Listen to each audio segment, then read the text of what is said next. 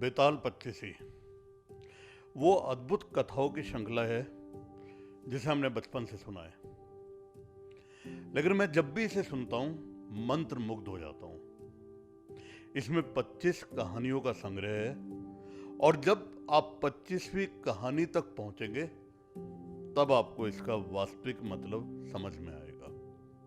कहानी की शुरुआत कैसे होती है? राजा विक्रमादित्य जो एक बहुत न्यायप्रिय राजा हैं, सब लोग बहुत पसंद करते हैं, और वो सुबह को अपना दरबार लगाते थे। प्रजा आती थी उनसे मिलने, और जब प्रजा अपने प्रिय राजा से मिलने आती थी तो बहुत सारे उपहार भी लेके आती। तो एक बार बहुत दूर जंगल से एक साधु वहां पर आया। वो देख रहा था कि कैसे लोग मिल रहे हैं, उपहार दे रहे हैं, तो वो भी गया मिलने के लिए। तो उसके पास उपहार में देने को तो कुछ ना था, बस एक जंगली फल था। उसने राजा को वो फल दिया। राजा ने भी मुस्कुराकर वो फल ले लिया, और पास में मंत्री बैठा था, तो मंत्री को राजा ने वो फल दे दिया। सिलसिला चलता रहा, हफ्तों, महीनों, सालों, 10 साल लगातार ऐसा ही हुआ। रोजाना वो साधु आता बहुत दूर से और वो जंगली फल देता राजा के हाथ में। कई बार तो राजा को कौतूहल भी होता कि इतनी दूर से आता क्यों है, लेकिन साधु था, वो फल देता, राजा चुपचाप मंत्री को दे देता। एक बार क्या हुआ, मंत्री थोड़ा दूर बैठा था, पास में बैठा था राजा का पालतू बंदर। राजा ने वो फल मंत्री को ना देके अपने बंदर को दे दिया, और बंदर ने उत्सुकतावश वो फल खा लिया।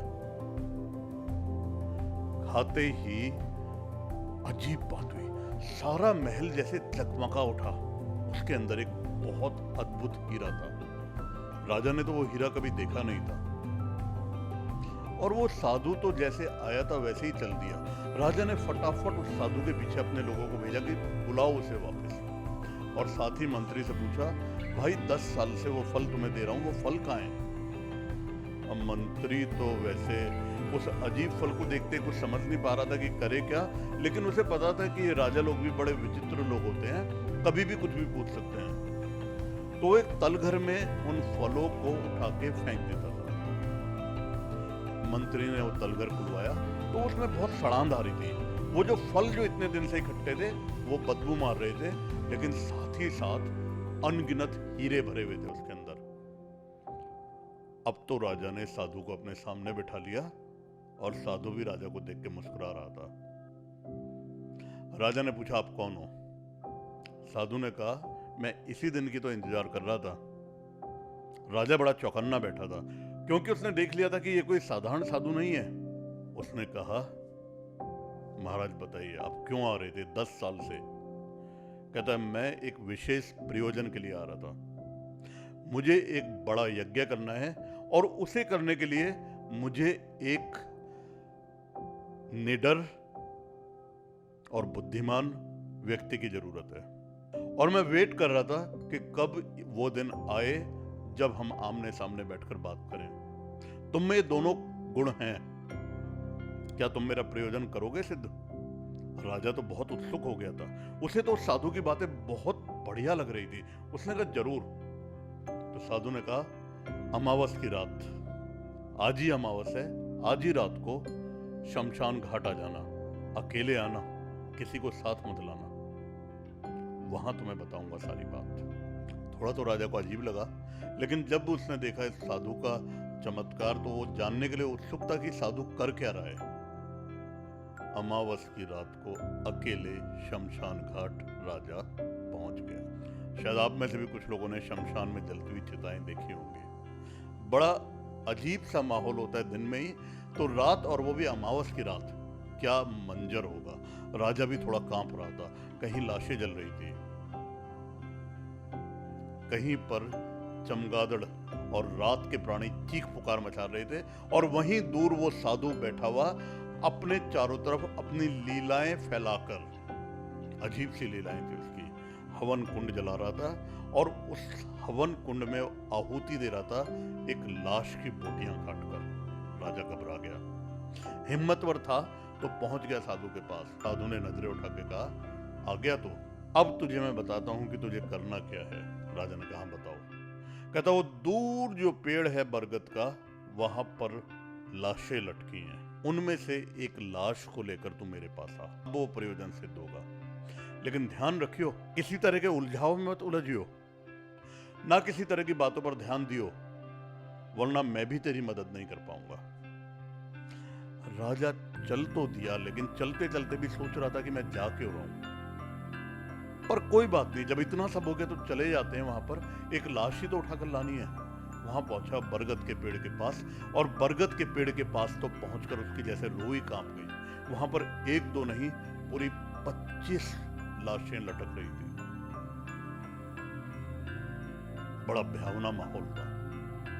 जैसे तैसे हिम्मत करके राजा पेड़ पर चढ़ा, और जैसे ही उसने एक लाश की रस्सी काटी तो लाश धड़ाम से जमीन पर गिरी और बहुत जोर से खिलखिलाकर हंसी।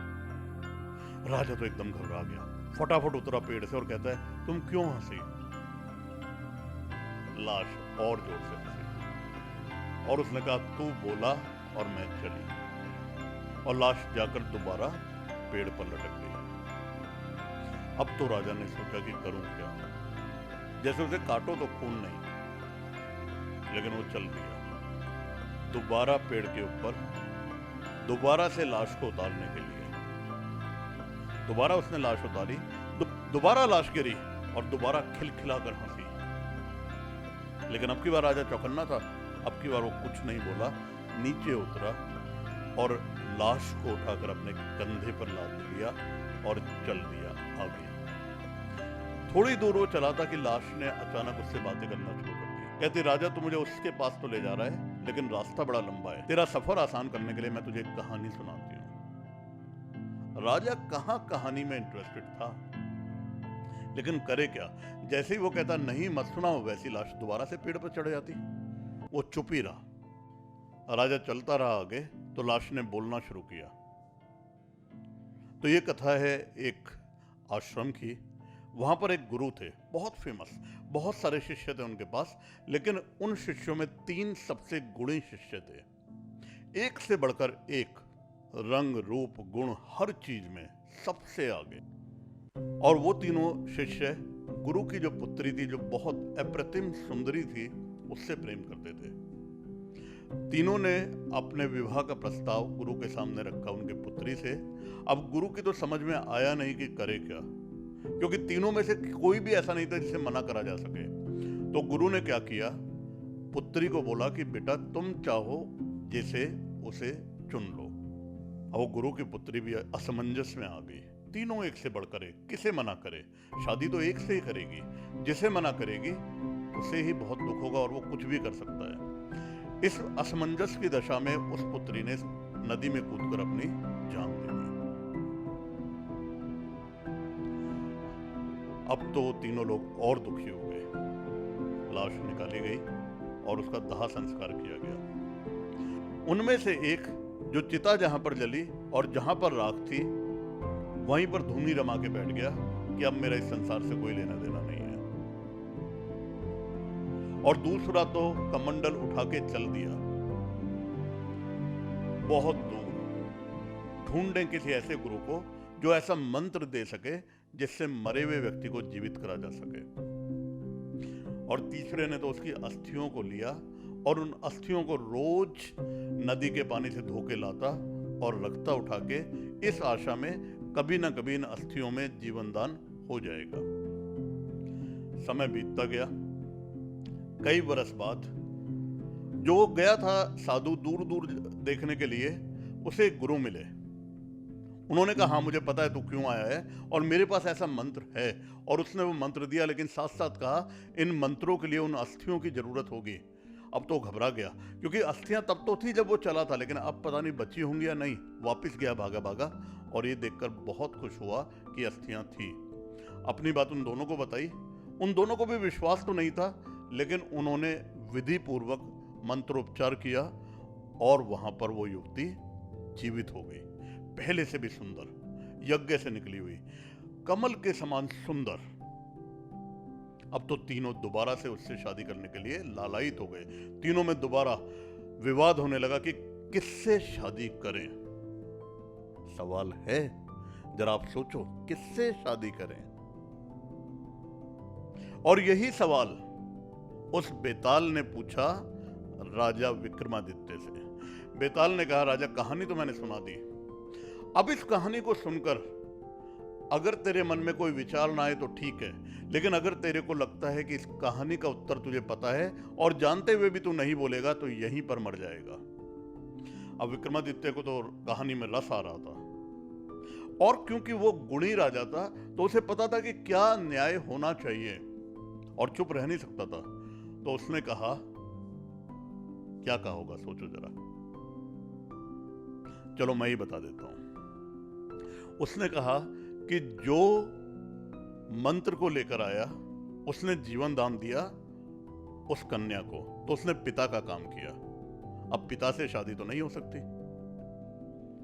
जिसने अस्थियों को संगवा के रखा उसने सेवा करी, उसने पुत्र का काम किया, तो उससे भी शादी नहीं हो सकती। जिसने धुनी रमाई, जो बैठ गया विरक्त होकर संसार से, वही वास्तविक प्रेमी है और उसी से शादी होनी चाहिए। राजा के चुप होते ही बेताल और जोर से हंसा और कहने लगा, तू ठीक बोला, लेकिन तू बोला तो मैं चला। और दोबारा से जाकर वो पेड़ पर बैठ गया। आप जानते हैं दोस्तों, ऐसे 25 बार उस राजा ने उन लाशों को उतारा और 25 बार बेताल ने कहानी सुनाई। हर बार राजा थोड़ा आगे बढ़ जाता, थोड़ा और समझदार हो जाता। 25वीं वो कहानी थी जिस कहानी पर बेताल कहानी सुनाता गया और राजा कहानी सुनता गया, और राजा बोला नहीं कुछ भी क्योंकि उसका मन सहज भाव में आ गया था।